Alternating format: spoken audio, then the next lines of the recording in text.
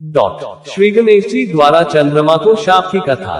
प्राचीन काल की बात है। कैलाश शिखर पर अनेक देव, दिव्य ऋषिगण, सिद्धगण आदि के साथ चतुरानंद ब्रह्मा जी भी एक उच्च आसन पर विराजमान थे। वहीं पर एक अन्य आसन पर भगवान शंकर भी जगत जननी उमा के सहित सुशोभित थे। उनके निकट ही गणपति और कुमार कार्तिकेय दोनों ही अन्य बालकों के साथ क्रीड़ा में मग्न हो रहे थे।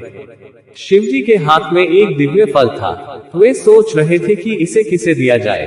पार्वती जी से पूछा तो वे कभी कहती कि गणेश को दे दीजिए और कभी कहती कुमार को देना उचित होगा।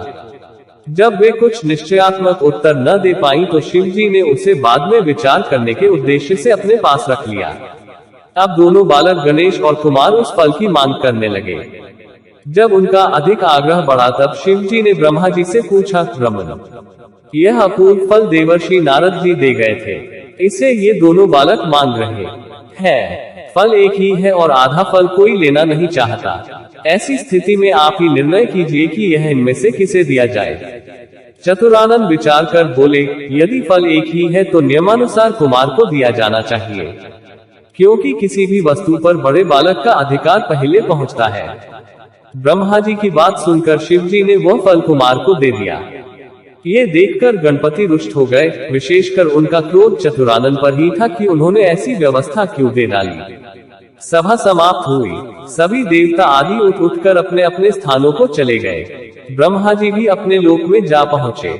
वहां उन्हें सृष्टि का आरंभ करना था, किंतु जैसे ही वे सर्गरचना में लगे वैसे ही गणेश्वर ने विघ्न उपस्थित कर दिया। उस समय उन्होंने प्रकट होकर अपना अत्यंत उग्र रूप दिखाया। उनके उस रूप को देखकर ब्रह्मा जी डर के कारण कांपने लगे। चंद्रमा ने देखा कि गणपति के उग्र रूप को देखकर ब्रह्मा जी भय से कांप रहे हैं, तो उसे हंसी आ गई। उसके साथ ही चंद्रमा के जो गण उस दृश्य को देख रहे थे वे भी हंस पड़े। ये देखकर भगवान गजानन को क्रोध आ गया और वे चंद्रमा को शाप देते हुए बोले, मयन, तूने इस समय मेरी हंसी उड़ाकर जो अभद्रता प्रदर्शित की है उसका फल तुझे मिलना ही चाहिए। जा, तू किसी के भी देखने के योग्य नहीं रहेगा और यदि कोई भूल से भी देख लेगा तो अवश्य ही पाप का भागी होगा। इतना कहकर गजमुख अंतर्धान हो गए। उनका शाप प्राप्त होते ही चंद्रमा श्रीहत मलिन एवं दीन हो गया। उनके तेज में अत्यंत न्यूनता आ गई। इससे वह बहुत व्याकुल हुआ और खिन्नता पूर्वक पश्चाताप करने लगा, देखो मैं कैसी मूर्खता कर बैठा। उन जगदीश्वर के साथ वे प्रभु तो निमादी गुणों से संपन्न, संसार के कारण के भी कारण एवं महाप्रभु है। उनके रुष्ट होने से मैं आदर्शनीय एवं कलाहीन हो गया हूँ। अब इससे छुटकारा पाने के लिए क्या करूँ? जब चंद्रमा की समझ में कोई उपाय नहीं आया तो वह तुरंत ही देवराज इंद्र के पास गया, परंतु इंद्रादि देवता भी उसे नहीं देखना चाहते थे। उन सभी ने अपनी अपनी आंखें झुका ली। तब इंद्र ने भी उसकी ओर न देखते हुए ही पूछा, अरे चंद्रमा, तुम्हारी ये दशा कैसे हुई? क्या गजकर्ण के शाप का ही प्रभाव है? ये सब बात स्पष्ट कहो। चंद्रमा बोला, देवराज, आपसे क्या छिपा है? सब कुछ जानते हुए भी अनजान बनकर क्यों पूछ रहे हो? सहस्त्राक्ष, अब शीघ्र ही मेरे शाप मुक्त होने के यत्न करो, अन्यथा समस्त संसार ही मेरे शापित होने से अशुभ फल भोगेगा। इंद्र ने सांत्वना दी और बोले, चलो ब्रह्मा जी से ही इसका उपाय पूछें, क्योंकि उनके समान ज्ञानी और सर्वलोकोपकारी अन्य कोई भी नहीं है। सब देवता उसके साथ ब्रह्मलोक पहुँचे। आगे आगे चंद्रमा और पीछे पीछे इंद्र के नेतृत्व में सब देवगण। ब्रह्मा जी ने जब ये जाना कि चंद्रमा आ रहा है तो पाप लगने के भय से उन्होंने भी दृष्टि नीची कर ली और बोले, कहो सुधांशु, यहाँ किस अभिप्राय से आना हुआ? अरे तुम्हारे पीछे तो देवराज इंद्र और समस्त सुरगण ही चले आ रहे हैं। ब्रह्मा जी के प्रश्न का उत्तर सुरपति ने ही दिया। वे बोले, ब्राह्मण, भगवान गणेश्वर आप पर कुपित हुए थे और शाप दे बैठे चंद्रमा को, इसलिए अब आप ही इसे छुड़ाने का कुछ उपाय कीजिए। हम सभी देवता इसी प्रयोजन से आपकी सेवा में उपस्थित हुए हैं। चतुरानंद ने कुछ विचार कर कहा, उन्हीं गणेश्वर प्रभु की शरण लेनी होगी। देवराज, चंद्रमा को आगे रखकर उन्हीं का पूजन एवं स्तवन करो। शून्य शून्य शून्य। चंद्रमा के ऊपर गणेश्वर की कृपा। ब्रह्मा जी की बात सुनकर भगवान गजानन के पूजन की तैयारी की गई। गणेश्वर की प्रतिमा बनाकर षोडशोपचार पूजन एवं भावना पूर्वक स्तुति कर निवेदन किया गया, प्रभु इस चंद्रमा पर कृपा कीजिए। उस समय यह ज्ञानवश हंस पड़ा था, किंतु अब इसे अपनी मूर्खता का ज्ञान हो गया है नाथ। देवताओं की प्रार्थना पर भगवान गणेश्वर प्रकट हो गए। सभी ने उनका अद्भुत रूप देखकर उन्हें दंडवत प्रणाम किया। तब गणपति प्रसन्न होकर बोले, देवगण, मैं संतुष्ट हूँ, अतएव जो चाहो वह अभीष्ट वर मांग लो।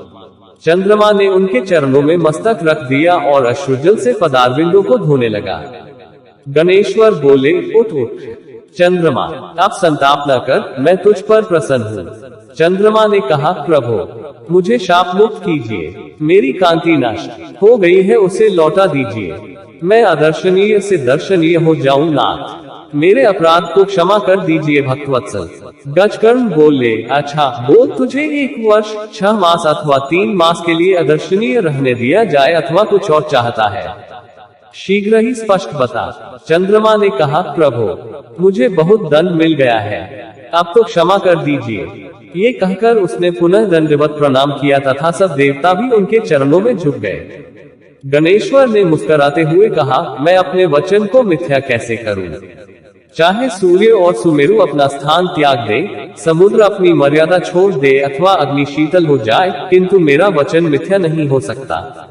फिर भी मैं तुम्हें वर्ष में एक ही दिन के लिए शापित रखूंगा तथा भाद्र शुक्ल चतुर्थ्या योग ज्ञान तो ज्ञानत पीवा अभिशापो भवेत चंद्र दर्शनात् भरिष्य रूप भाग। जाने या अनजाने में भी जो कोई भाद्रपद शुक्ल चतुर्थी को चंद्रमा को देखेगा वही अभिशप्त होगा और वही अधिक दुख का भागी होगा, इसमें कोई संदेह नहीं। भगवान हिरण्य के इन कृपापूर्ण वचनों को सुनकर चंद्रमा बहुत प्रसन्न हुआ तथा समस्त देवगण भी उनका जय जयकार करने लगे। चंद्रमा ने पुनः निवेदन किया, प्रभु भविष्य में मुझसे इस प्रकार की मूर्खता न हो और मेरा चित्त आपके चरण कमलों के स्मरण में लगा रहे, ऐसा वर मुझे प्रदान करे। गणेश्वर ने प्रसन्न होकर कहा, ऐसा ही होगा, परंतु मेरे एकाक्षरी मंत्र गम का जप करते रहना। ये कहकर भगवान अंतर्धान हो गए और तब समस्त देवता स्वर्गलोक को गए तथा चंद्रमा भी अपने लोक में जा पहुंचा। चंद्रमा ने 12 वर्ष तक तपश्चर्या की और गणेश्वर के एकाक्षरी मंत्र गम का निरंतर जप करते रहे। पवित्र जाह्नवी के तट पर भक्ति पूर्वक एकाग्र मन से उनका ये तप चलता रहा था। तभी सहसा एक दिन वे परम प्रभु चंद्रमा के समक्ष प्रकट हो गए। इस समय उनकी रूप छटा देखकर निशापति अवाक रह गया। उसके चित्त में आश्चर्य मिश्रित भय की अवतारणा हुई, किंतु शीघ्र ही उसे निश्चय हो गया कि वह साक्षात आदिदेव भगवान गजानन ही हैं। तो वह हाथ जोड़कर प्रणाम करता हुआ उनकी स्तुति करने लगा। नमामि देव द्विर्दानंतम यह सर्व विघ्न हरते जनानाम धर्मार्थ कामांस्तनुते खिलाना तस्मै नमो विघ्न विनाशनाय। मैं उन 2 दांतों से युक्त परमेश्वर को नमस्कार करता हूँ जो अपने भक्तों के सभी विघ्नों का हरण करते तथा सभी के लिए धर्म, अर्थ और काम को प्रशस्त करते हैं। उन विघ्न विनाशक परमात्मा गजानन को नमस्कार है।